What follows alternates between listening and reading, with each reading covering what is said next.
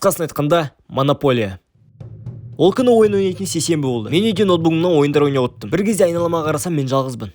Так, мынау болмайды. Қасыма аниме жастық алып алдым. Әрі қарай ойын ойнай бердім. Жоқ. По-любому что-то дұрыс емес. Мен ойын ойнауды тоқтаттым. Осылай ойын ойнап өмірімді босқа өткізбекпін бе? Сол үшін Нұрланның үйіне келдім. Үйіне келсем, Алишер екеуі монополия ойнап жатыр екен. Мен оларға айттым, ұялмайсыздар ма өмірлеріңді босқа ойын-сауықпен өткізіп?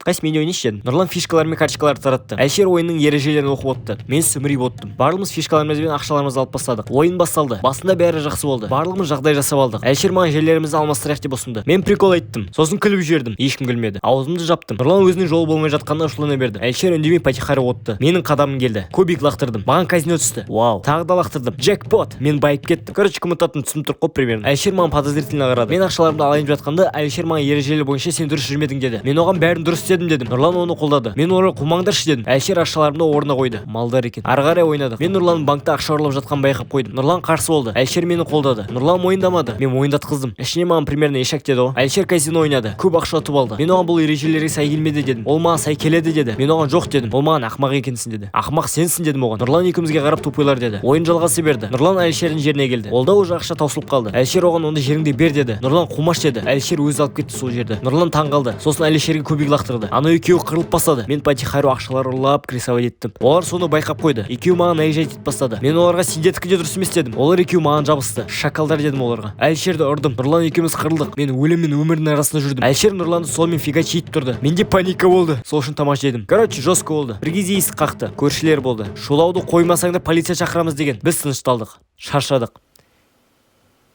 Кеттік. Басқа ойнайық. Мені үйден қуып жіберді. Қысқасын айтқанда, монополия.